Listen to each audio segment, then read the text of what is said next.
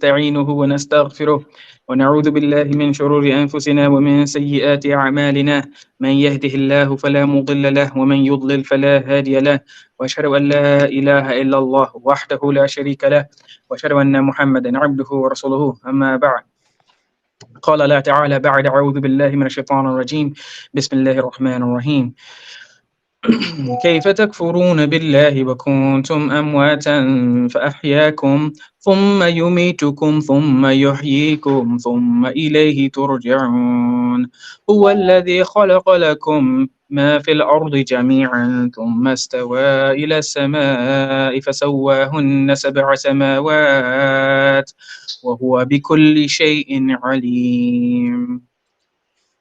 Allah Ta'ala says in Surah Al-Baqarah, ayah number 28 and 29, that how can you disbelieve? Takfuruna billah, disbelieve in Allah. And what is disbelieving in Allah? Disbelieving in the Quran and disbelieving in the Sunnah and disregarding it and following other than that is disbelief. When you know, when you know, it's disbelief. So Allah says, كيف تكفرون بالله وكنتم أمواتا فأحياكم. How can you disbelieve in Allah when you were lifeless and then He gave you life and He will cause you to die, then resurrect you to be returned to Him again? So in this ayah, Allah is giving us the reasoning, the rationale that how can we disbelieve in Allah when Allah is the one. Allah is saying He is the one who gave you life. It was not your sheikh, it was not anyone other than Allah. So all the credit, all the responsibility and everything that is due to Allah is for that. He is the one who gave you life, and then He will cause you to die, and then He will resurrect you again. So, and to Allah you will be returned. So with a lot of some of the things that we hear about people, they're longing to return to and be with their sheikh or their murshid or something like that. Remember, let's take this back to Allah and what Allah is saying in the Quran. Allah is the one who you will return to. Just like everyone's sheikh or parents or children or ourselves, we will be returning to Allah. And He is the one, the only one that we have to believe in, and what He has told us to believe in. This it is the only thing that will matter when you return to Him. Did you believe in Allah? And did you believe in who Allah told you to believe in, which is the messenger who Allah sent to teach you and show you how to practice your religion and what you should believe? So Allah goes on to say in ayah number 29 that هو الذي خلق لكم ما في الأرض جميعا. Allah created everything. He is the one who created everything that is on the earth for you. Everything that is on the earth, the whether it's from the ground, the trees, the air, the animals, the clouds, everything actually is created for you. Allah is telling you this, created for you. ثم استوى إلى السماء. Then He returned to the sky and made 7 heavens. سبع سماوات فسبع سماوات وهو بكل شيء عليم. And He is knowledgeable of all things. So 2 things in this ayah, and is that yes, Allah is the one who created the earth and everything on it for you to live here. So for the people who are looking for some magical place, Lahut Lamakan, or all these places, this is the place where Allah created you and created it for you to live for a certain amount of time. So, some people say, well, this is not reality and I don't want anything from the world, or I'm not even looking for Jannah. This is the wrong understanding. Allah created this earth for us to live for a time, mata'un, something as a provision, something that we can use for provision to live for a time before, as the ayah before says, that we return to Him. But everything is created for us. We don't need to reject the world and denounce the world. We use it to make things easy for us to obey Allah and to worship Allah, and we'll use it to make it through this life to get to the next life. So this extreme, even a lot of the things that people say, as far as some of the Sufis say, we don't want to. We're denouncing the world. We're not going to take certain benefits that even are halal. We don't want anything to do with it. This is the wrong thing. Allah is telling you directly in this ayah, He made everything here for you. It's for you. Uh, and so keep that in mind. And then the end of the ayah when Allah says, وَهُوَ بِكُلِّ شَيْءٍ عَلِيمٌ. Allah is, and He is the one who has knowledge of all things. This is one of the attributes of Allah. Mm. Allah says He is the one. هُوَ الَّذِي بِكُلِّ شَيْءٍ عَلِيمٌ. He is the one who has knowledge of everything. He's the one. No one else has this characteristic. It's for Allah alone. So if you call on a person that's not there, doesn't have the ability, doesn't have the knowledge of everything, you're expecting a person to know the past, present, and future and all these things. They're making predictions and all these things. This is not uh, in keeping in line with what Allah is saying. He's the one who has knowledge of all things. It's not your sheikh or your dad or your brother or us. We don't know. No one knows the land in which they will die, when Qiyamah will come, when Imam Mahdi will come, when Isa ibn Maryam will come, or any of those things. Allah is the one who has the knowledge of these things. And Allah didn't share it with anyone. And if someone says that they have it, so that means they had the knowledge of it even before Rasulullah sallallahu alaihi wasallam. Here's something. It's not even it's laughable to even think. Mm. So let's keep this attribute of Allah in mind and know that Allah is the one who is all knowledgeable, all knowing, knows what you're doing inside of your homes. If Allah didn't tell you that your wife should cover inside the home because He knows what you're doing there and can see it, so how can someone who doesn't even have that should automatically strike a red flag in your mind Hmm. that this person is trying to act as if they have the attributes of Allah? The only way that a person can actually have the knowledge of what you're doing inside your home is if they are working with maybe a video camera or something like that, or the shayateen, the Hmm. jinns, who go into your home and tell them and bring them the news. Yep. But Allah is the one who is knowledgeable of everything. Keep this in mind. This attribute is for Allah alone, and no one else has it but Him. سبحان ربك رب العزة عما يصفون وسلام على المرسلين والحمد لله رب العالمين. تفضل Alhamdulillah. شيخ. Shukran for opening up our show with those ayats and explanation. And one thing that reminded me when you were talking is the hadith that a lot of Sufis or people that claim to be of Tasawwuf use is the hadith of, we've seen a video of it. It was posted in a room about what ihsan is. You know, the hadith where Angel Jibreel came and explained what Islam is, Iman is, and what ihsan is. And Sufis will use that to, like, we're trying to get ihsan, we're trying to get this higher level of Islam, but it's stereotypical that these same people also claim to have special knowledge of, like, the last day, but they ignore the rest of the hadith where Angel Jibreel asked Rasulullah, when's the last day, and he's like, I don't know more than you know. So it's like they ignore, they pick up on certain parts to promote their ideology, then ignore whole other sections of ayats or hadith that goes against other parts of their ideology. So today we're gonna it's gonna be we're gonna have to call this like the Black Summer, because we're doing the Black Book pretty much all summer long. Yeah, um, unfortunately. yes, and it's kind of it's painful to go through, but at times it's entertaining as well. So we're only on page 7. We're probably gonna try to get through page 7 and 8. But the reason why it's going slow, especially at the beginning, is because this book is littered with shirk, number one, um, uh, Islamic issues, number two, and just straight up contradictions and lies in it. And so we're trying to point them all out. Again, if anybody has any questions or concerns or wants to challenge us or correct us or whatever, feel free to contact us or come on the show yourselves.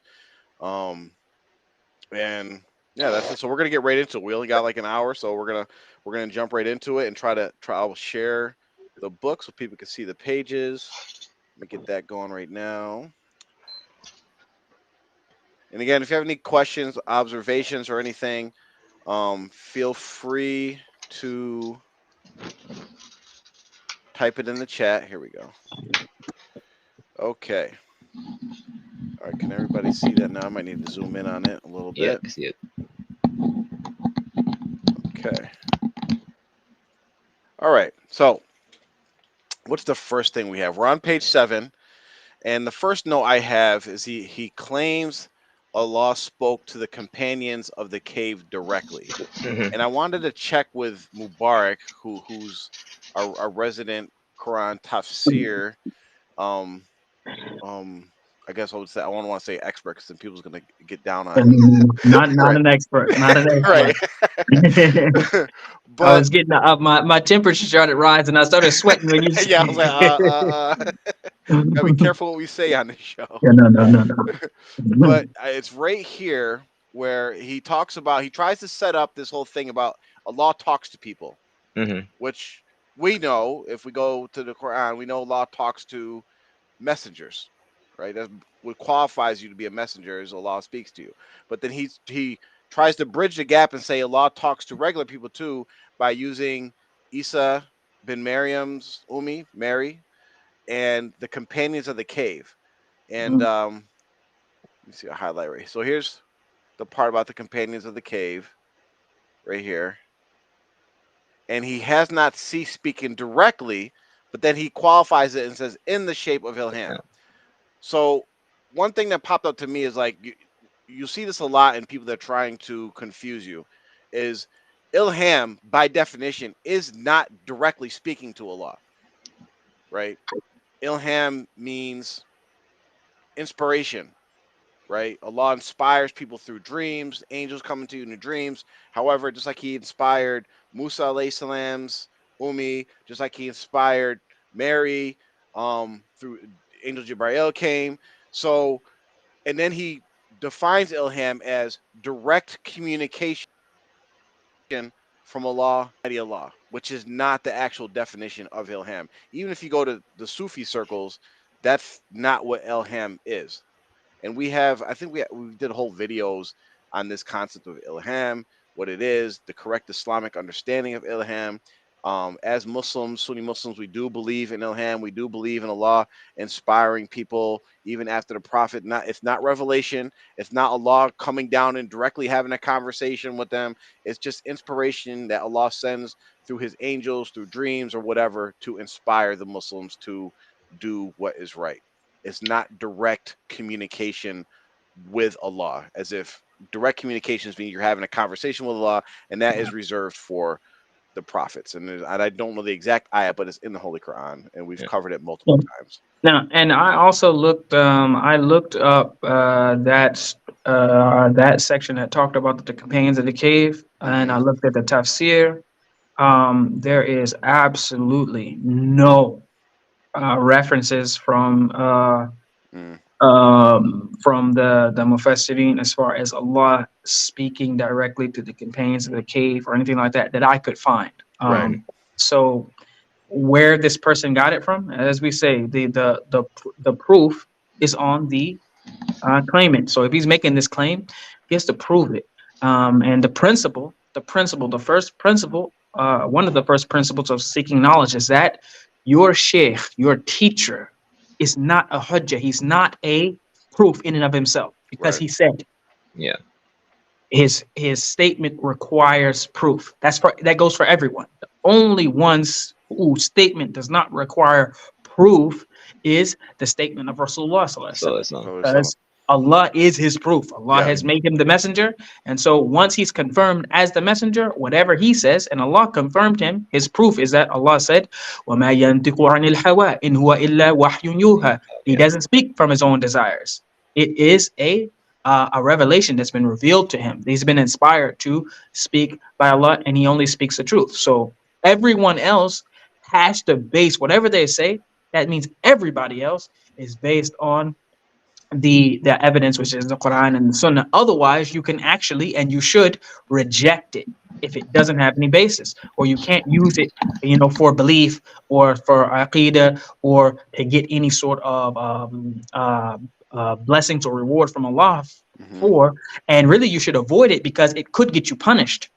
Mm. And so that's where you deal with that. There's no evidence. There's no evidence for them speaking to the companions for Allah speaking to the companions of the cave, and so therefore this the author here should it's a mistake on his part unless there's some information that we don't know. But as we talked about last week, that allegedly this has not brought anything new and everything is in accordance with the Quran and Sunnah, so we should be Yep. able to easily find it if Yeah, it's there. easily.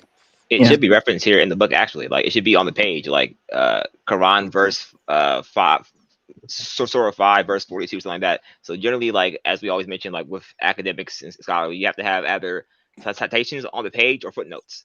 And Yeah. which he has neither here inside this book. So I mean, I can say anything anyone said, but have to prove it to be true. Like when he mentions about the four schools of jurisprudence and how they agree upon this, right? And say that this is a thing. Okay, show me where that's being said. Right. Show me the direct quote from Imam Abu Hanifa or Imam Hanbali. Like so, yeah, it's Exactly. very And lazy work. you know what would be like a good thing to do if anybody has time to do it. Audience, you guys can do this as well and send it to us, and we'll post the information. But to get a book that was published in 1980 from actual scholars in 1980, 1981, and just do a comparative analysis of like how they reference stuff, how they provide the ayats, how they provide the hadith, the source of the hadiths, and not just like right now, like I, I'm not a scholar. I'm a layman. I'm like a low level student of knowledge, right? I could right now write the same quality bull crap without any references. Just make like in the Quran it says X Y Z, and there's an ayat that means this, right? With no references to any ayat to hadiths or whatever, just vaguely saying stuff off the top. Anybody could do this, Mm-hmm. right? It's very lazy. Like even a person was that was really trying to pose as a scholar would at least like go and look up these things to try to like okay provide the ayat, provide if they're going to misconstrue a hadith, at least like oh this is in Sahih Bukhari, I'm going to give a whole different meaning to it, but at least it sells it a little bit more, right? Yeah, And plenty of fraudulent sheikhs have done that and continue to do that. This book doesn't even put the effort in or have the respect for the people that they're selling this bullcrap to even put in that effort of I'm going to provide some references to something. at Not all. a single reference. And the only time, like, I can understand, like, because in scholarly circles, it's like, hey, if it's common knowledge, you don't have to cite sources, right? So if you just say like, okay, one for you, brother, which one for yourself? Everyone knows the hadith, so Hmm. it's common knowledge. You don't have to cite that. Cool, we know it's true. But when it's not common knowledge, you can't just let's say that all this is true. Let's say that all this was in some fairy tale world, all this is true, right? Yep. Um, that's not common knowledge for a majority of people that read this book. So you Right. have to tell us where it comes from. So that's just the onus burden is upon the author of this book, Yep. which he did not do. And Amr had mentioned how he claims that the four schools of thought agree with this. Again, no reference, just making empty claims. But here we get into like where he's actually making a key to issues and stuff that if you look into Sunni Islam, the standard. Why does it keep going black like that? It's fine. Okay, so if you look into There you go. just if you're even like because a lot of people try to make this into about like it's a Sufi, Salafi, Wahhabi type thing. No, go to your Sufi, authentic Sufi sources and see what they say, because he says he testifies. He testifies like he's making an oath. Yep, He's making an truly. oath that it's really sad. It's really scary because he says, "I testify that Muhammad sallallahu alaihi wasallam, Yeah. right, the messengers and his ummah is the best amongst mankind." Okay, so that's right. Okay, there we go. Yeah. Right, the Here best comes of it. Yep. mankind. We know Hmm. this. We know Rasul is the best of the prophets. We know Rasul's ummah is the best ummah. We know the companions of the prophet are the best generation. We know this. We should know this. And so this is part of his testification. Truly, the holy messenger sallallahu alaihi wasallam So, has spoken that his awliya, his saints, the saints shall be equal in rank with the messengers of the past. nope. Absolutely This not. is not true. This Hmm. is a lie. This is a lie, and we should all know the hadith of where Rasul Sallallahu says when someone who lies on what I said, and not Mhm. only did he just tell the lie, he actually made an oath Yep. to the lie. This Mhm. goes against Sunni Islam 100%. Because Mm-hmm. anybody, even all the Sufis who buy into like there's awliya and there's saints and special people, fine. Yes, we do know this as Muslims. Like, yes, there are special Muslims. The law is favored and all this. We don't know who they are. Only Allah knows. But we all know that they do not equal the least of the prophets. Out of the So 124,000 that have existed at the time, though the least one of them, whoever that is, they're not even the dust on their shoes. so I mean, think about this. Let's think about this on two levels. Number one is to say that a saint, okay, uh, which could be, the messengers are a select few, right? They are the cream of the crop, and then the cream of that crop, and they're like the pinnacle. That they're the very best people of their generation, of their area, of their time. They're the very, very, very best. There's very few of them compared to the masses. There's not you're not there's not like it's not like a 2-to-1 ratio where you for every two people that's a messenger. No, Right. it's not even 1,000,000 to 1. Allah knows best. It may not even be 1,000,000,000 to 1, Mm. Mm-hmm. or even more than that. So it's very, very, very few. Now, if you go to Pakistan or India, this in this area, and it's not just them, in Africa too, and in places in Asia and Egypt and places, but if just because the sheikh is a Pakistani or whatever, I mean a Pakistani, so if you go there, there is a sheikh claiming, or his followers claiming, that they're a saint on every corner almost. Mm-hmm. Mm-hmm. So what you're doing is, it's just like I don't know who we were talking to. Maybe I was talking to another guy. I don't know. We were talking to someone else. But basically, if it's not exclusive, like if everybody has the ability, just like for instance, if everyone in the NBA could shoot with an accuracy 3-point shooter as Steph Curry, he would be just Average. average. He'd Yep. be Yeah. average. Right. So the more people who are equal in rank, it makes that rank not as exclusive, as Right. high. And Mm-hmm. and so that's one thing that they're doing. If they having all these prophets and the saints, I mean, there's a saint, you know, for pretty much every 10 people, someone is claiming that their sheikh or whatever is a saint. Mm-hmm. So for that would be like Allah basically sends the messengers and carefully selects messengers specifically from amongst the people and at the time and a different thing. And then, oh well, this handful of saints you can just throw in there are also Yeah. equal to them. It doesn't make sense. Yep. It doesn't make sense. So And go ahead. yeah, so there's one saint that all Sufis agree on. Sheikh Abdul Qadir Jilani, Mm-hmm. right? So much so that they many of them say that if your like silsila doesn't trace back through him somehow, you're not even like a real like Sufi group, right? He said his quote off his statement is, and someone could correct me if I'm wrong, but I believe he was asked about Muawiyah, right? And now we Mhm. know, like for certain groups, like Muawiyah is like some people even curse him. Mubarak Jalani being one of them, Mm-hmm. curses Sahaba, right? And we don't have to get into all the fitna or whatever, but as someone that for Sufi circles that they look down on Muawiyah, Sheikh Abdul Qadir Jilani said, "I'm not worth the dust underneath his sandal." So here's one like Wali or saint that you guys claim is telling you, "I'm not even worth the dust of the sandal of a Sahaba that you guys even look down upon." How is he going to get to the level of the prophets? Just use your common sense. Not to mention just like straight up, this is straight up against like these types of things. If you believe them, like if you were in a Muslim country to establish Sharia, if you believed this and promoted this, like this would take you outside the fold of Islam. Yep. Very simple. Yeah. So And I to mean, go ahead. I was just gonna say, and to piggyback like off what you guys were saying, you can tell this is a fabrication because once again, and I am the most rudimentary, like entry level student of knowledge. There has to be a chain of narration. So just because the author of the book, Marjolani, says that I testify this to be true, that's great. You were born in 1920s or something.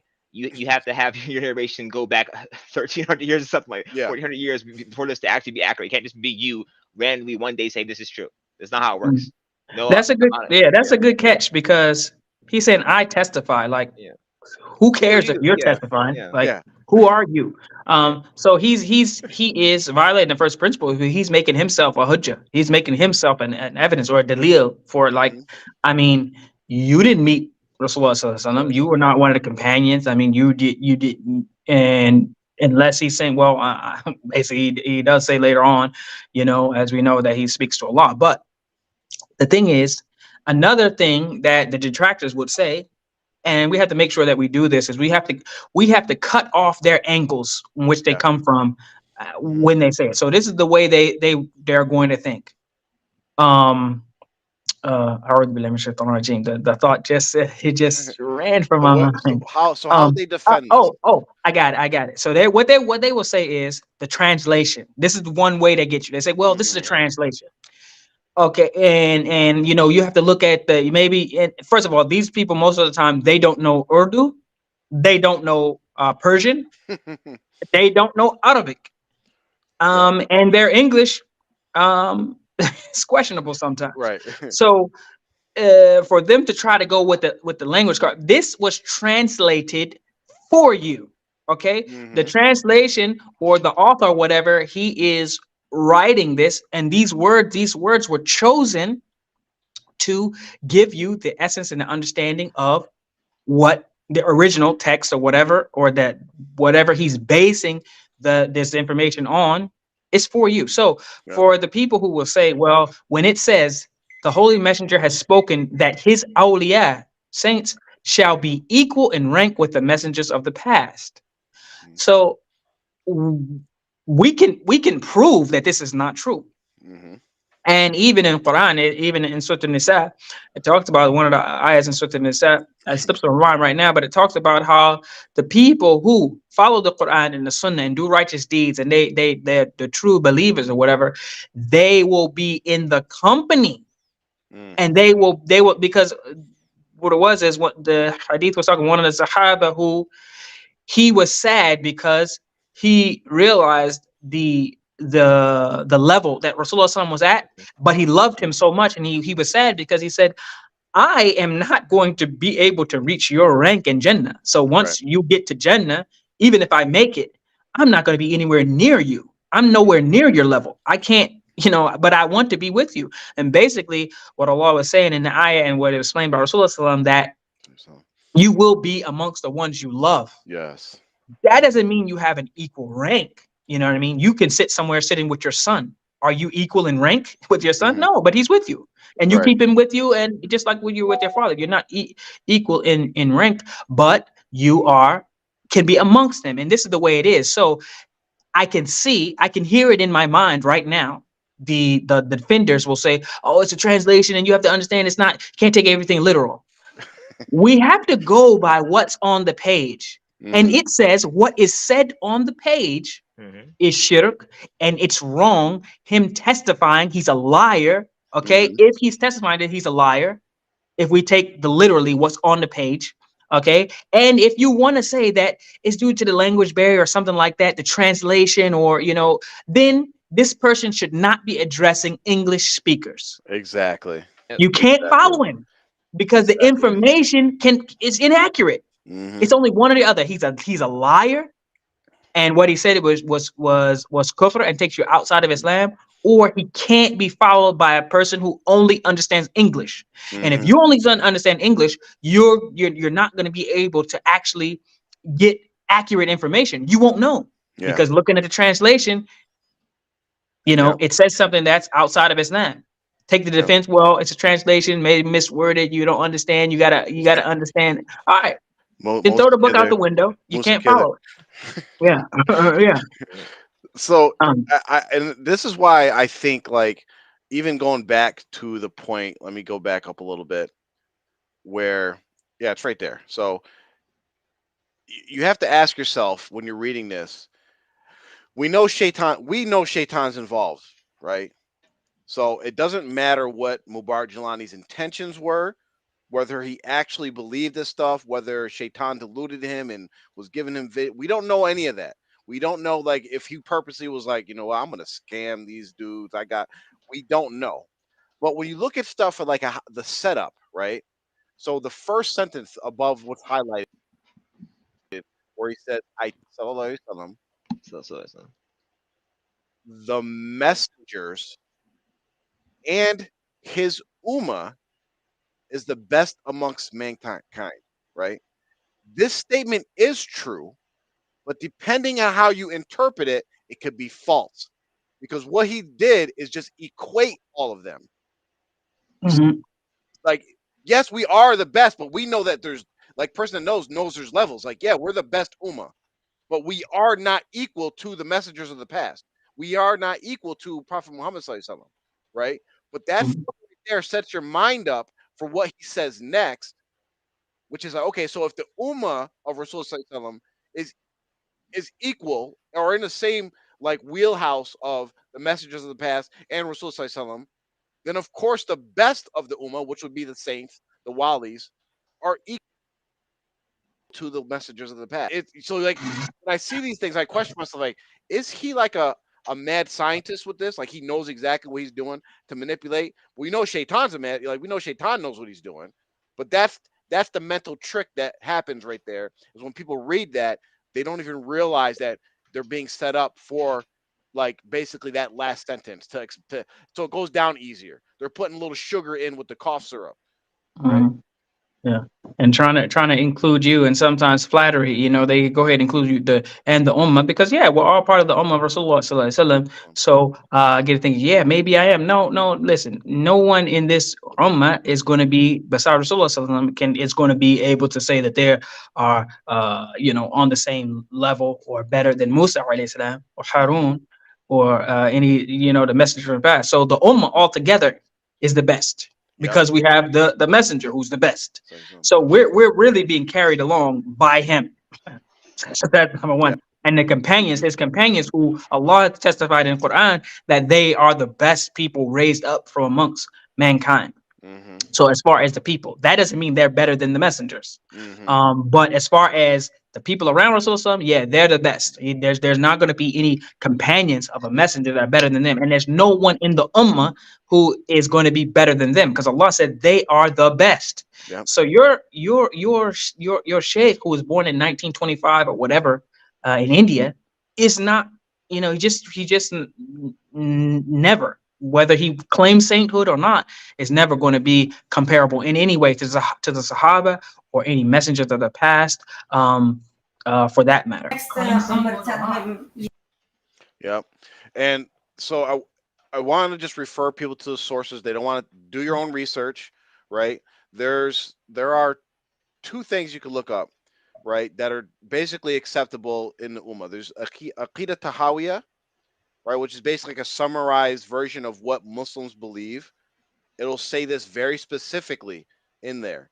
You can go to Fiqh Akbar, which is either it's attributed to some people attribute it to Imam Abu Hanifa, and some people attribute it to his students. But it'll say this specifically in there that the saints, Muslims, there's nobody higher than the prophets, pretty much. We're not equal to them. So the next thing that comes up on this book is he starts trying to establish, because this right here, actually, after we debunk this paragraph, it kind of debunks the rest of the book, because the book is pretty much a compilation of people saying they went to go talk to Allah and Rasul Sallallahu Alaihi Wasallam. That's pretty much what it is. People's narrations of how they talk to Allah and Rasul Sallallahu Alaihi Wasallam. And here he's trying to establish that this is something that is possible to happen. So he says, I testify that Allah, Almighty Allah, does manifest his essence. Remember, pay attention. He's capitalizing everything that has to do with Allah.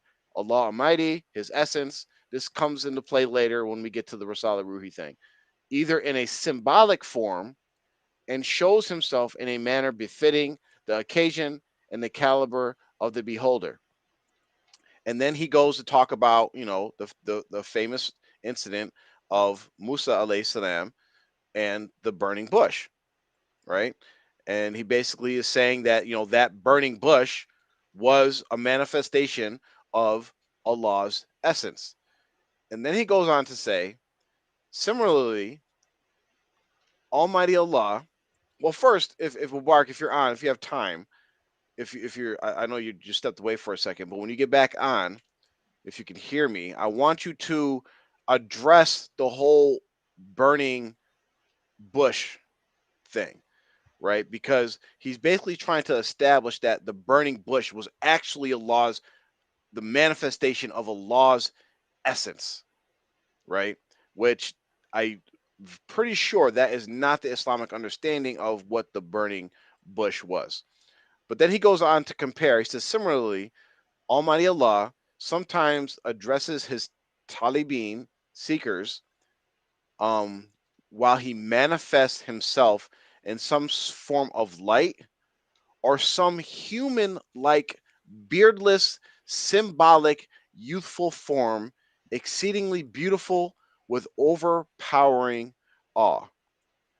Now, I want to ask you, Amr, if I came to you and said, Allah manifests himself as a little boy, how would you feel about that? I would think that Sheikh Jafar has become Majnun. And then I would wonder what happened to you, where you came to this conclusion, or how you came to this conclusion. But I do know you, so I would ask you to, of course, verify your sources and tell me where you got it from. And yeah, it would be like, Sahi, just trust me. And I was like, yeah, nah, nah, I can't roll with that, Jay. So yeah, I'll be confused. I'll be confused. Sorry about that. I had to take care of something. No, you're But what good. else does it? What else does it remind you of? I mean, Allah manifesting Himself as a beardless boy, whatever. Just, I mean, if we can just, I mean, this is like, It hey, listen. reminds me of the Greek mythology I had to read in high school about Zeus Mhm. coming down and turning into human forms or birds or whatever and messing around with the lowly humans to play around. That's what it reminds me of, right? Mhm. Yeah. But it's like Islam came and it's distinct from all the other religions. Like it's very clear. And when you start having concepts that sound really eerily familiar and almost exactly like the concepts that are in religions that Allah has clearly refuted in Quran. So what I'm getting at is the fact that to say that Allah is manifesting as a boy, a man, or anything like that, this is what the Christians say. Hmm. Mhm. This is what the Christians say. Yeah. I mean, how are we how are we back here? This is what I don't understand. Like how it should automatically, and so I mean for the people who either really didn't practice or know Christianity, or for like myself was born Muslim, but if I didn't wasn't really grounded in Aqidah or Tawheed, I guess it might you might get me. But for people in our parents' generation who they were they were Christians, and they know it like the back of their hands. And to hear this and to read it and see Allah manifesting like a beardless boy or whatever, it should automatically take you there. You should be like, no, no, no, no, no, no, no, no, no. This is what I left already. And so that's the trick. Shaitan really, and this is why Allah says that Shaitan will have no power over his righteous slaves. He will won't have any power over the believers as long as they follow, what Allah and His Messenger say. So Shaitan, he has to use the same plays. He's using the same playbook, the same little tricks and stuff.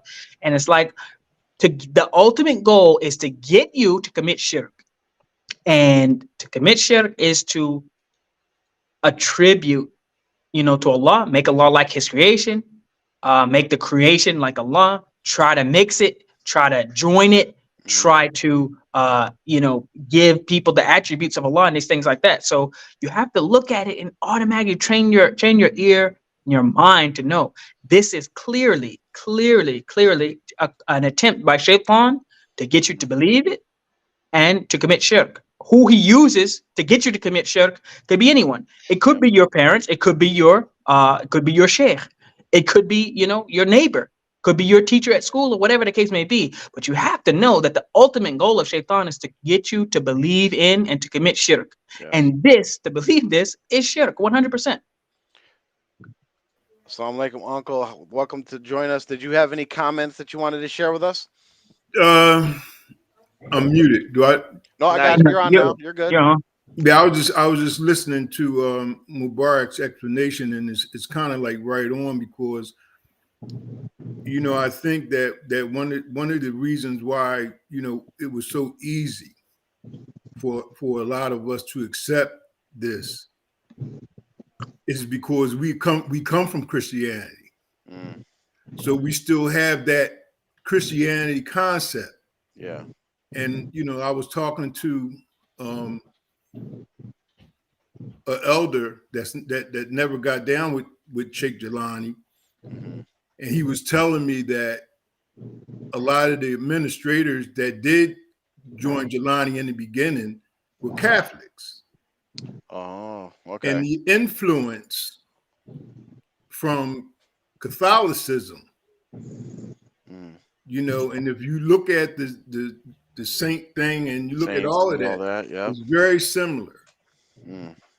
And like Rasulullah Sallam at times would tell the Sahaba, and we were talking about this earlier when we were dealing with racism, but it's the Mm. same thing.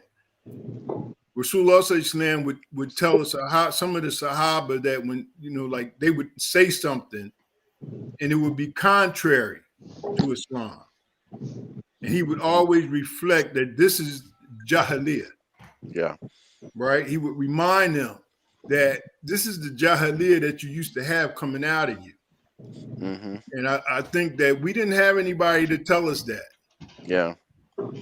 And to add to it, like this is in one page, and I want like some people who have a little bit of knowledge, the rebuttal to this is they'll say, well, there's a hadith that refers to Allah manifesting Himself in the form of a beardless boy, right?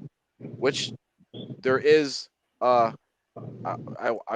say in quotes, there is a narration. I'll say because it's it's a known fabrication. It is again. I'm going to repeat this. It's a known fabrication. So again, on two instances on this one page, you have Mubarak Jalani. One, he lied about Rasul Sallallahu saying that the saints are equal to prophets, and he's also using fabricated hadith to support this idea of Allah manifesting Himself in a beardless boy. You guys can research this yourselves. Go look it up. It's very clear, right? It's right on the same page. So, like Mubarak, when you stepped away, I was asking about like the concept of, because to support all this, basically what he's trying to say is that Allah manifests Himself, and not like like where we see like where like He puts a veil between Him and His creation, and like he said, no, Allah manifests Himself, His actual essence, to human beings, and He uses the incidents of Musa alayhi salam with the burning bush, referring to the burning bush as Allah's actual essence manifested in this world. Now, what is the Islamic concept, or how do we understand Musa alayhi salam encounter with the burning bush and Allah speaking to him, and at that case? So we can look right at the tafsir. It's in Surah Al-Qasas. Okay, so the Qasas is almost, it gives you a majority or a good portion of the story of Musa alayhi salam, including the when he went and spoke to Allah. Uh, where the burning bush, where he left after he did his term Mm-hmm. for the mahar for his wife. The 8 to 10 years working for his father-in-law, and then he left. He went back to Egypt, and then on the way is the account where the burning bush. We know the story, but I'm just going to read you the tafsir, and this comes from Tafsir Ibn Kathir, what he said. So the meaning, and when Allah spoke, "O Musa, verily I am the Lord of all that exists," meaning the one who is addressing you and speaking to you is the Lord of all that exists, the one who does what he wills, the one apart from whom there is no other God or Lord. May he be exalted and sanctified. The one who by his very nature, speaking about Allah, the one who by his very nature attributes, words, and deeds are far above any resemblance to his creation. May he be glorified. So it's there's there's no even the fire is a creation. Mhm. You know, Allah just created the fire. He created, so to say Allah's, this is like, think about it. The pagans used to believe that the their gods were in the trees. That's where the term knock on wood comes from, right? When Mm. you ever see people, they knock on wood, they tap on wood. That comes from where, when they went and would try to want to speak to their what they thought were their gods, or Mhm. speak to Allah, they would go and knock on a tree. Literally, they would go Mhm. by knock on a tree, bang, bang, bang, bang, bang, knock on a tree, and then start talking, start making their dua or whatever. So that's how they kind of like woke him up, or kind of like that. That's how they started. Yeah. That was their like Bismillah ar-Rahman ar-Rahim or whatever. So you gotta so nowadays, even I tell people today, even some Muslims, you will catch them. When we were around conference and they're like, oh, if they say something like hope it doesn't rain today, and then they'll be like, knock on wood. They will almost, like, if you ever see them, maybe this is in the South, they do it more than Oh, where y'all yeah, are. happens up here too. Yep. But they almost will come and get in a panic trying to find some wood to knock Yeah. on.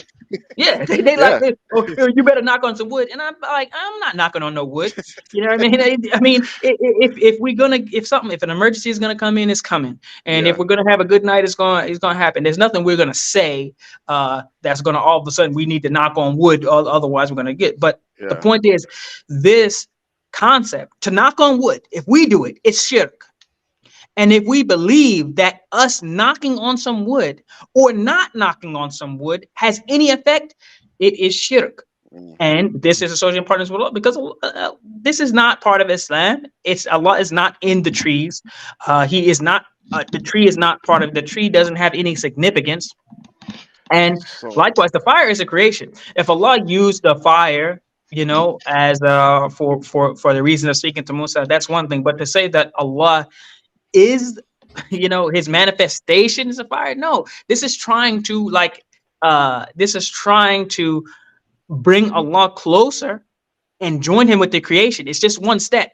It might Mhm. seem small, like, well, why can't it be the manifestation of Allah? Because it's not. It's a creation, and Allah has already told us, "Laysa kamithlihi shay." There's nothing like him. So he's not part. Like, he's above and beyond the creation, and we don't know. Allah did not show us Himself. He did not Yeah. tell us what He looks like or anything like that. So we can't go there. He used the fire, okay, and to speak to Musa alayhi salam, but it wasn't a thing where, okay, Allah manifested Himself to the fire. Allah says in other parts of the Quran that if He were to manifest Himself, nothing would be able to withstand it. So I So mean let me that. give you the rebuttal that you often hear from TMWay people, and it's very similar to, like, if you watch any of these Islamic videos online, they're flooded with Muslims giving dawah to Christians, and you hear the same rebuttals at how we just destroy all their arguments very easily. But it's the same type of rebuttal. So you'll talk to somebody in TMOA and tell them this, then they'll say, "Are you saying Allah can't manifest Himself as fire? Are you Mhm. limiting Allah's power? Allah's all powerful. He could do what He wants." So how do you respond to that if we're talking to a TMWA member who takes this path of argumentation? I mean, it's Allah can do whatever He wants, but Allah is His Majesty. His station is above doing certain things. There's certain things, even you as a human being, there's certain things you're not going to do. Can you? Can you eat out of the toilet? Mm, Can you? Yeah, you mm, can. But will you? You're above that. You would Yep. no, you're never going to do that. So for Allah to mix with and become part of and assimilate with and become one with his creation Hmm. is asinine. Yep. Mhm. You wouldn't do it. If Yep. you built a computer, you built a computer, right? And then it had some sort of issue or whatever. Are you going to turn yourself into like a motherboard or something to then try to fix the issue? I mean, No. it just doesn't make sense, you know? And so it's not even a logical thing. Hmm. We ourselves as human beings, as just regular people, have certain standards we're never going to go below. It Yep. doesn't matter. We'll die before we do it. Mhm. And So for it's real, and especially as Muslims, it's actually an easier argument because in Islam there's certain things that we're supposed to accept, right? Mhm. So like we know, just like you said, Allah is above certain things. One thing that Allah is above is lying, right? Mhm. A person lies because there's some kind of fear or some Yes. kind of Allah does not have to lie for anything, right? So we Yep. know He's telling us the truth. So when Allah tells us certain things about Himself, we have to believe Him, right? So when Allah says, I don't mix in my creation, I'm above everything, there's Yep. nothing like me, that means nothing we see or anything is actually going to be Allah's essence.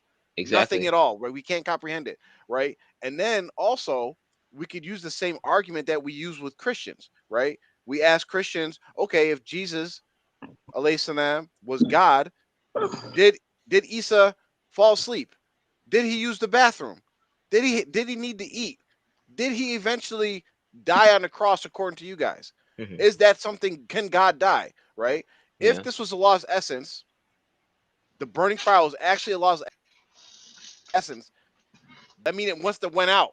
It must have disappeared. Yeah. Yeah. Does Allah would Yeah. Allah extinguish? Would Allah disappear? Would Allah go away? No. Nope. Right? It And would So to still be burning there. so you're saying that parts of Allah's essence, increases and decreases. I mean, this is the thing. You're getting way, and this is what Shaitan wants you to do. He wants to get you to try to understand and figure out and try to rationalize Allah, but Allah is beyond your comprehension. Mhm. He's Mhm. above that. He's above us. We're never going to be able to get to some sort of level where we can, level up or Yep. get to where Allah is. No, we're the creation. Yep. And we have to humble ourselves and submit ourselves. This is one of the things Shaitan couldn't humble himself and he couldn't submit to what Allah was saying. And for us to want to find a way to think that we're going to become one with Allah.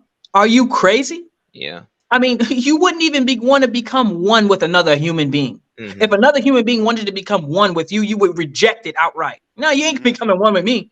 So Yeah. you think you're going to become one with Allah? I mean, it doesn't make sense. Yep. And to piggyback off of you guys, like from a Muslim standpoint, why would Allah need intercession or intermediary between you and someone else? Like, if the whole book you have here, Mark Devine, is about Allah talking to people directly, why would he have to go to a bush or a tree or whatever? He can speak to you directly. Allah can, like Mhm. that's the whole point of the book. So there's no need for him to talk to a bush or a tree or a bird, anything. Yeah. So like none of this is necessary. And as Muslims, okay, listen, if Allah's gonna talk to someone directly, then yeah, he can just speak to me directly. It doesn't have to be through like anything else. You can pray to Allah directly every day. I don't see the need for a bush or anything else to intercede or be in the way where you can have a direct link to God. That's the whole point of this book, right? Yeah. I mean, the tree, or Allah speaking through a burning bush. I mean, this is what this is the truth. This is what Allah said that he used when speaking with Musa alayhi salam. Mhm. But if it was, but so if Musa alayhi salam, who was better than anyone, that is talking about this, Allah speaking to them, and Musa alayhi salam needed some sort of, Allah used the bush as as a means or as a way. I don't even want to try to get into explaining, Yeah. Allah used the bush, okay? Right. But these people are just they just talking to Allah directly. So Yeah. everyone else, like there's like, I mean, it's I like a was gonna real say, serious yeah. thing. So Yeah. when Rasulullah when he went up and spoke to Allah, I mean, it was like it was in a serious thing. He went to, on the Yeah. ascension and went up, and then All the prophets Jibril alayhi prayed. salam Yeah. couldn't go any further, and all Yep. that, all the stuff that went Yep. through. But for your sheikh, your random person, he could just, yeah, I'm about to just talk to Allah right now. Nothing, just 101. Yeah. Well, sitting in this his segues pajamas or something. right Doesn't into make because sense. it segues right into the last sentence, and I think that's probably we're gonna have all time to talk about today. Page 7. But the last sentence there that I have highlighted is because, like you mentioned, this is an honor even amongst prophets. What Rasul Sallallahu experienced Son. and what Musa alayhi salam experienced is an honor even amongst prophets. Like they Mhm. have special status. Like we know Musa alayhi salam also as Kalam Allah, Kalim Allah, the person who spoke to Allah, right? This is a special status amongst prophets. And as Mubarak has mentioned, like Shaitan's whole goal is to get us to commit shirk.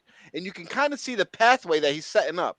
First, he equated the Ummah to the prophets. Then he equated saints to prophets. Now he's actually equating experiences that were with prophets to, like he says, Talibin, basically regular Muslims, may write that they saw Allah. In fact, this beholding and communication is not very different than the incident of Moses.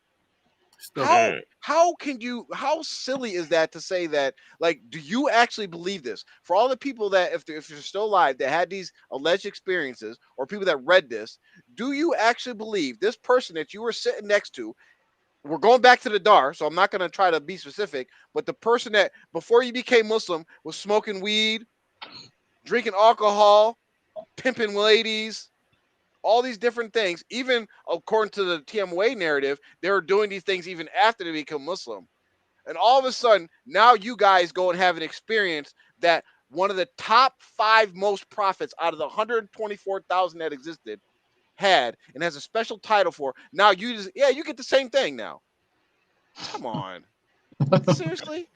I mean, it's so it's so far fetched that, I mean, it is embarrassing. Mm-hmm.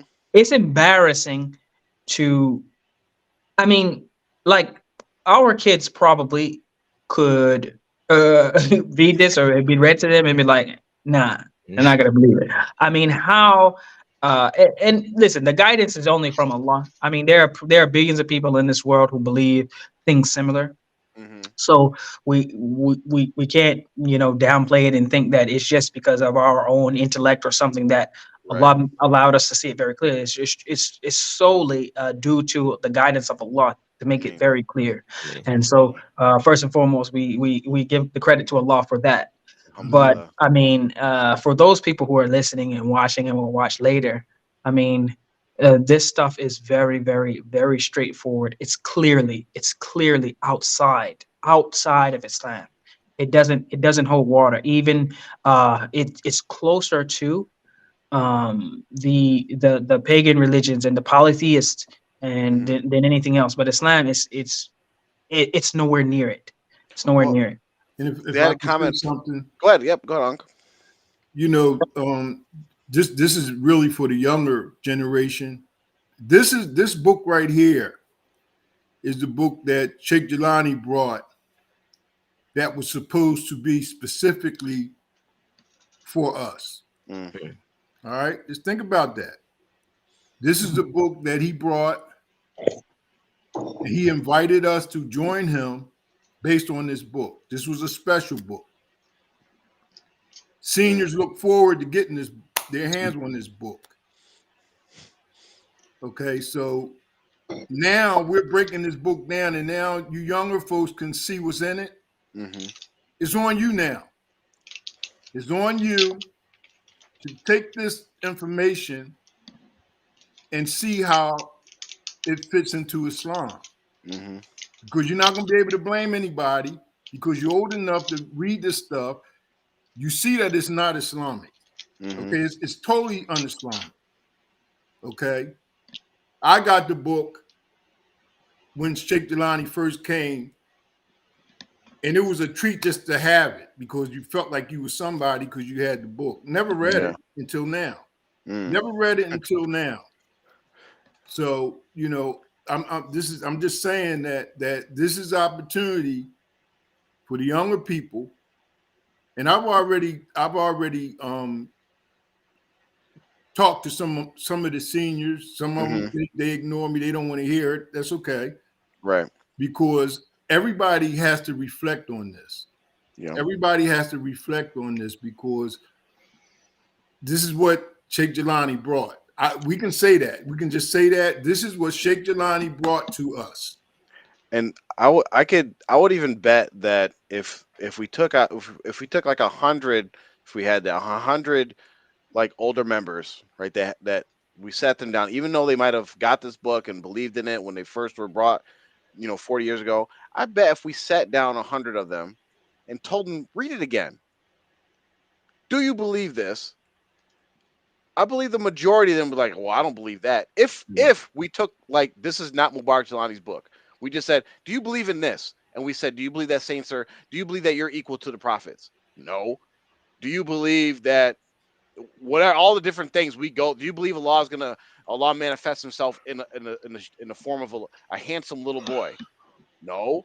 Like they wouldn't believe in a lot of this different stuff. And when you mentioned how he came and said this book is especially for y'all, there's so many within the last couple of weeks. There's so many different things that have come up when I'm talking about Mubarak Jelani, and it just reminds me of a salesman, a used car salesman. They come to you and say, "Hey, I got this special deal for you."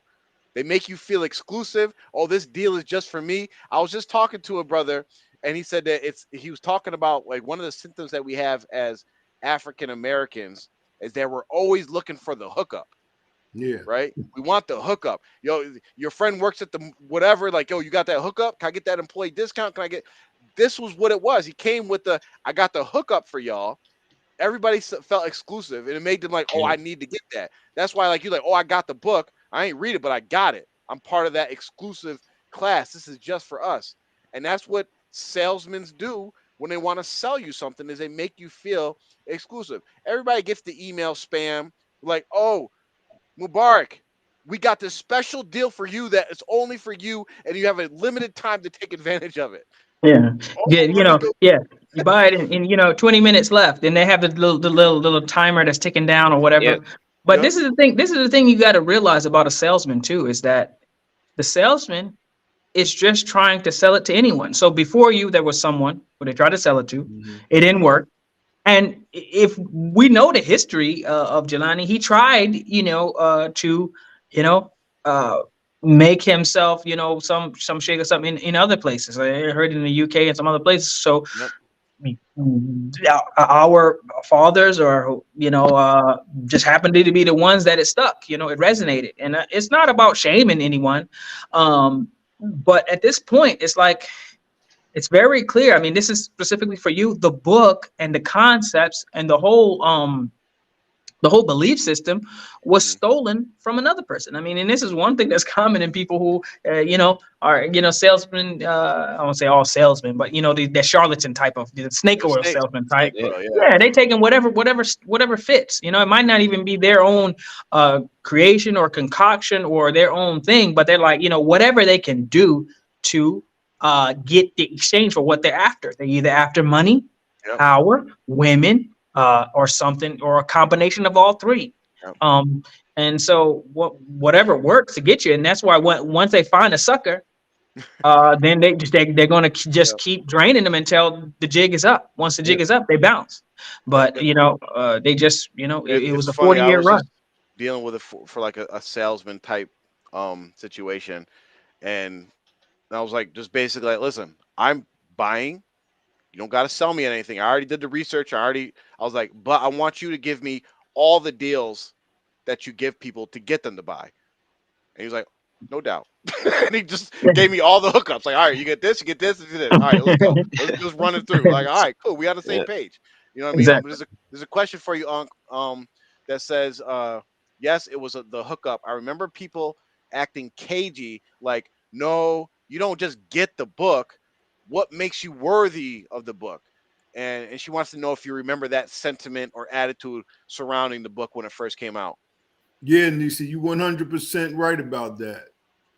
What's funny with me, when I got the book, it was stories about it was stories about, I'm not going to mention names at this point, but it was stories about certain people that was touched by Allah, right?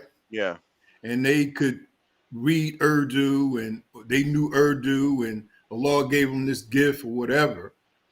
Mm. So when we went to class, they were around the area, and I must have looked at this brother like he was a like he was an angel or something. I must have looked at him in a way because I'm trying to look at this majestic, Right.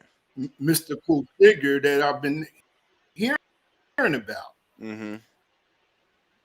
He sends book, and he gave it to a friend of mine.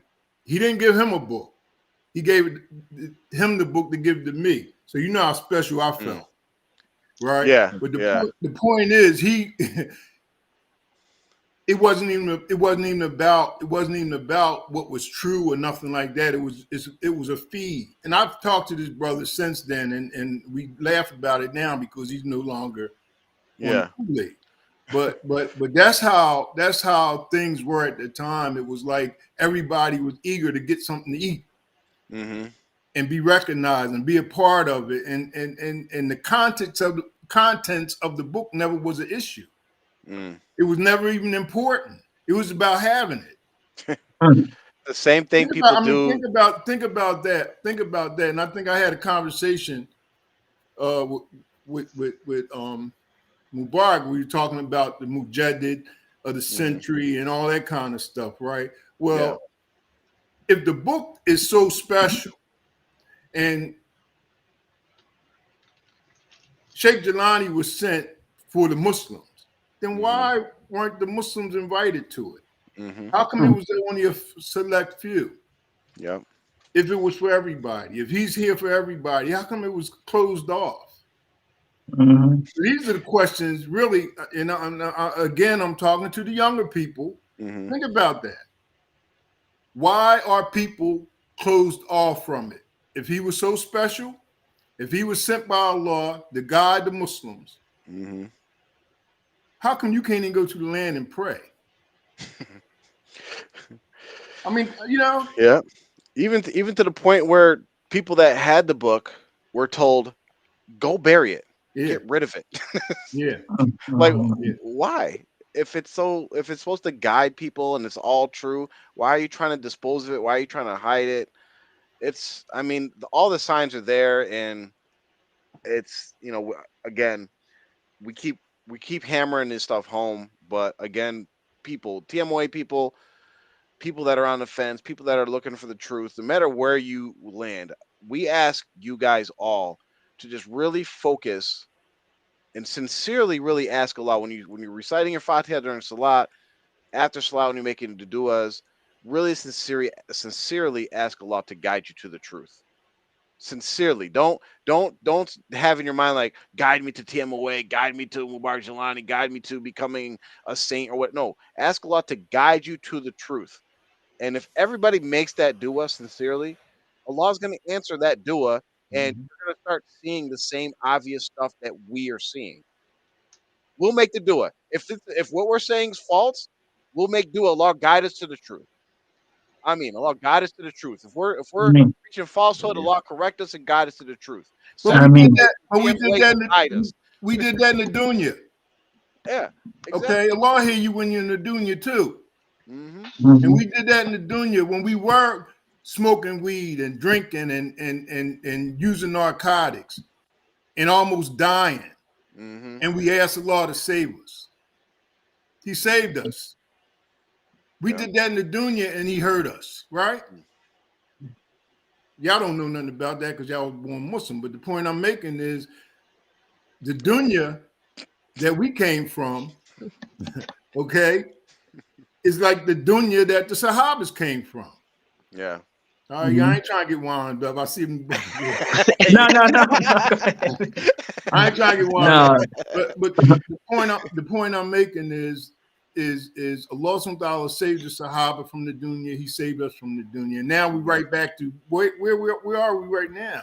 Yeah. It's like Allah took us from the brink of the fire and brought us to His deen, Yeah. and it's like we running back out there.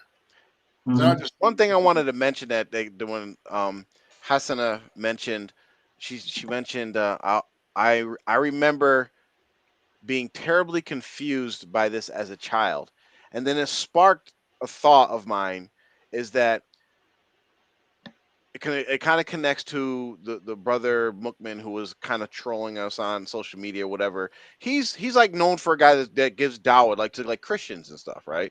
Or even other TM would give dawah to Christians.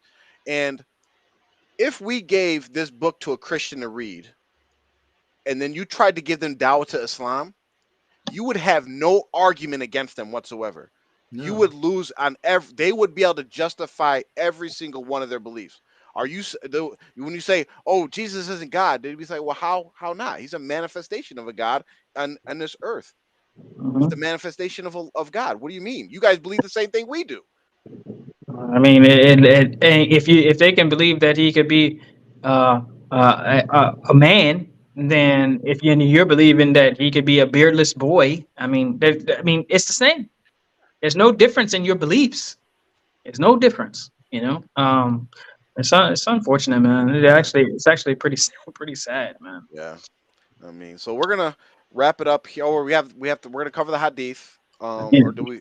So which Yeah, hadith yeah, are we going I over? got it right here. I got it right here, and it's I'll read it and give just a slight commentary on why I feel like this fits in at this Mhm. point, at this juncture, and then you can you can take it from there, and if anybody has anything, then we can close. So I'm just gonna read Okay, this, give my little say, and then I'll let y'all gotcha. take it from there. But Mhm. so this is in Arba'in and Nawawi also, and says on authority of Nawas bin Sam'an radiallahu anhu that the Prophet sallallahu alaihi wasallam said, righteousness is in good character, and wrongdoing is that which wavers in your soul and which you dislike people finding out about.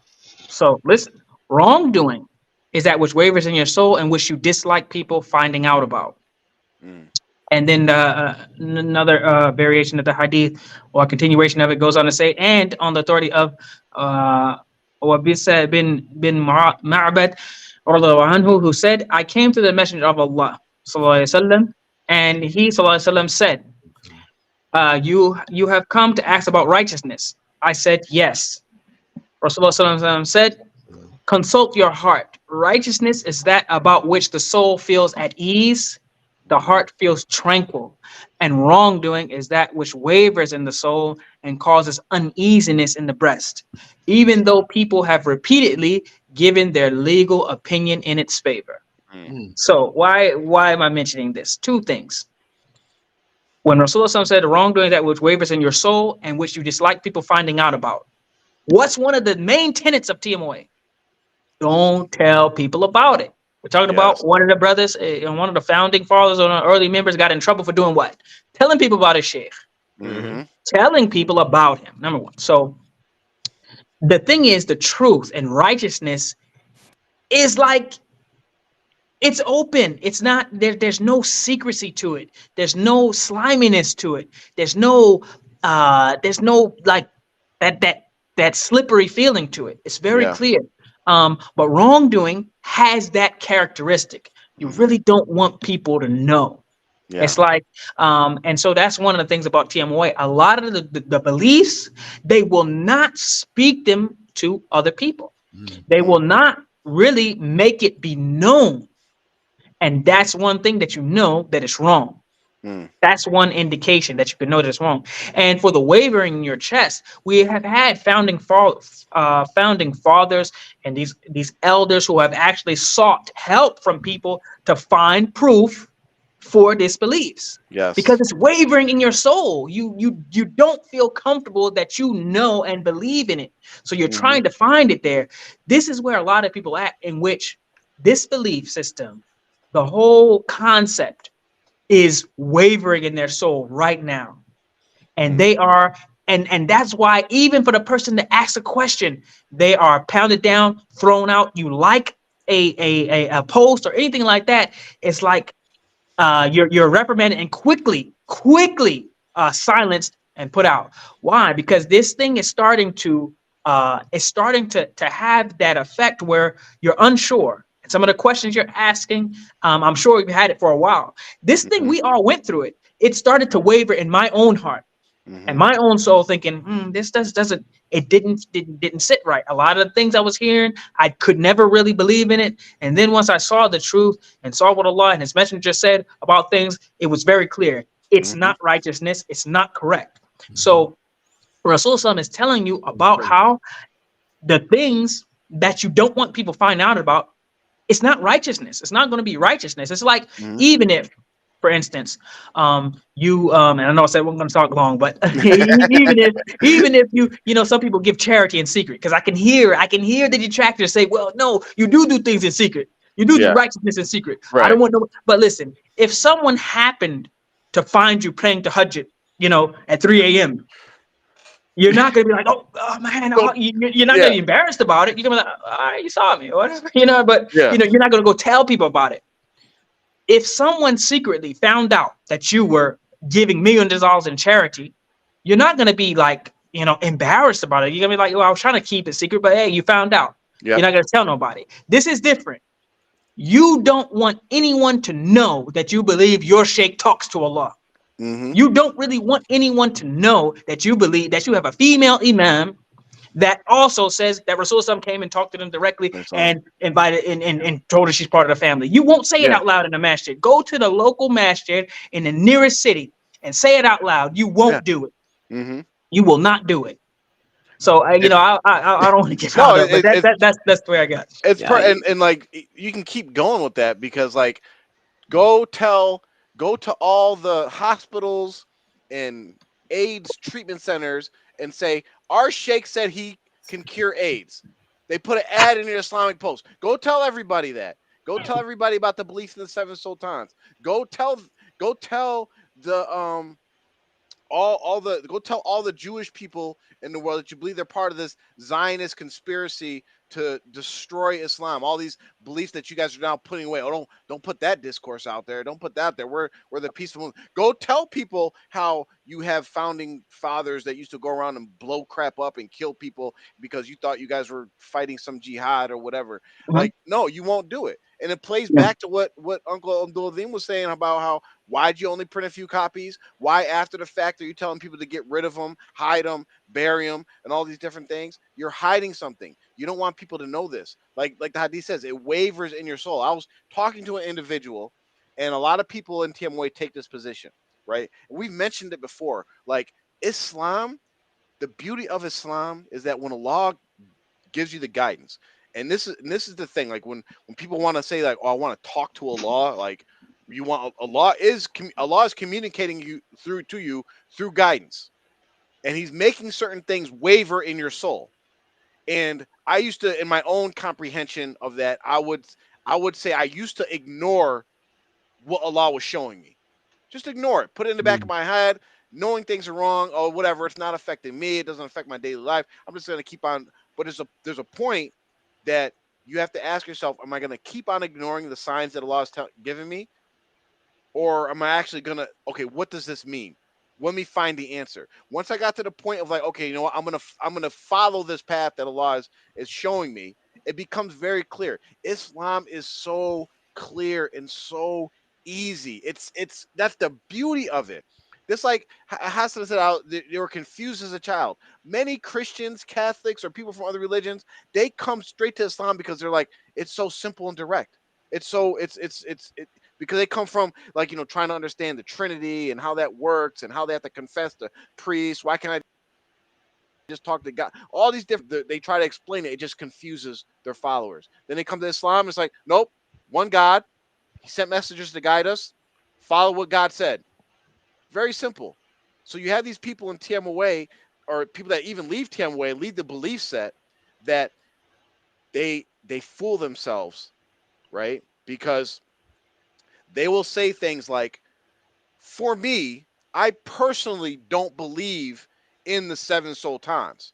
However, I am what those I don't want to use the exact words. I don't want to put the person on the spot, but what they're essentially saying is it's possible that it could be true and there's other versions or other beliefs of Islam. What you're actually saying is that you are not confident in your belief in Islam.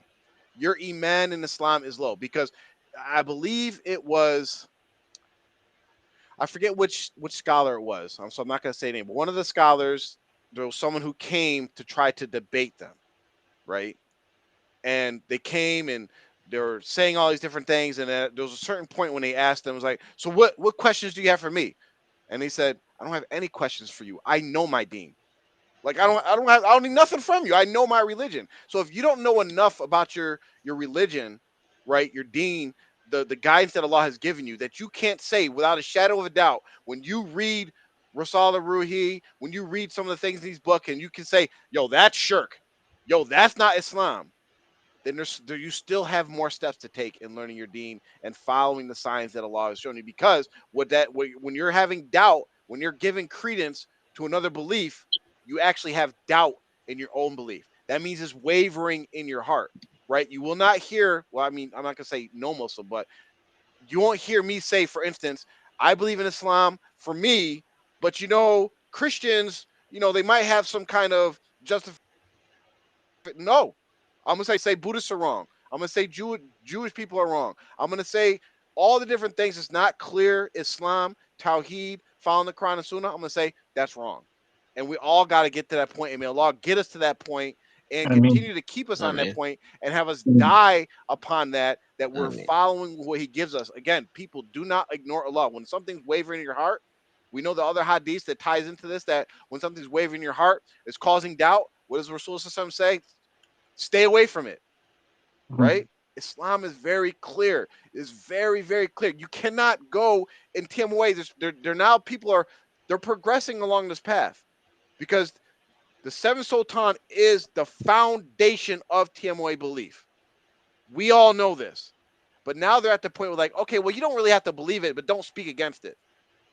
Wavering in your heart, you're now acknowledging that, okay, it's not absolutely true. You now just acknowledge that. Two, okay, if it's something we don't have to believe, how does our Jamaat even exist if this is something that we don't have to believe? This is the foundation of Tim Way. Then people will say, well, I was never really taught this. Or that, yeah, you weren't taught this because it was something that they were ashamed for people to find out. Right, but you still sang it in your songs. You still claimed on the discourses. This is the sixth sultan of Fakra, whatever you guys talk about him. You guys still claim it. So yeah, you were taught it. You just weren't taught the specifics because the specifics is the stuff that they wanted to hide from you. They wanted to keep behind closed doors. The stuff they were ashamed about because it is clear shirk. It is clear anti-Islamic. It is no source from the Quran and Sunnah. And if we were brought up on a solid foundation of Islam is what Allah said and what Rasulullah said. If we were brought up in that foundation, none of this stuff would fly. Would be no Mubarak Jelani. There would be no fighting over inheritance. There would be no enriching a family to be multimillionaires. There would be none of that. You would have, Allah knows best, you would have a solid, you'd have the strongest Muslim, not just African American Muslim, American Muslim organization, community in the United States right here today. And it's really sad when you think about it. It's really, really, really sad. But Allah's the best of planners, and it's not too late. It's not too late for any of us. We're still breathing. We can still take those steps. I mean, Amen. Well, I just ranted, so I'm not closing this out. I got some All right. so sure do it. So thank you everyone for attending. We'll be back inshallah next week to cover pages 8 and 9 inshallah, and then we'll have a special show inshallah for page 10. Page That 10 page is page Page 10. 10. What's on page 10? Lots of things on. Lots You of gotta things get a on little page hint 10. or something. you gotta Lots- tune in. You gotta gotta tune tune in. in. Yeah, but For see, lots of- y'all snuck this show tonight. I ain't nobody know about this show tonight. Oh, Y'all know that, right? So everybody, we're going every week, every Yeah, Thursday, every inshallah. Thursday we cover the Black Book inshallah. Yeah, so we'll let you know if we don't do a show. Yeah. But every Thursday we're gonna try to do at least an hour, inshallah, and try to cover as much of the book as we can. Until we're done. I mean, so yeah, just listen, just be be ready That for page page 10. 10. Yeah, Don't miss it. Yeah, Don't miss page it. 10. Page 10 Everybody is- page in for yeah, you can yeah, go inshallah. get a preview, go hit the links and read page 10 for yourself. But it's gonna be. No, I already did. I already know. That's what I'm saying. And I'm glad y'all gave me that look because I was getting ready to go off. I was. But that's okay because there's a whole lot to cover. Alhamdulillah, Alhamdulillah. inshallah, yeah, I think that's it. We don't have any questions in the chat, so I think we're good. سبحان ربك رب العزة عما يصفون والسلام على المرسلين والحمد لله رب العالمين وآخر دعوانا الحمد لله رب العالمين آمين السلام عليكم ورحمة الله وبركاته.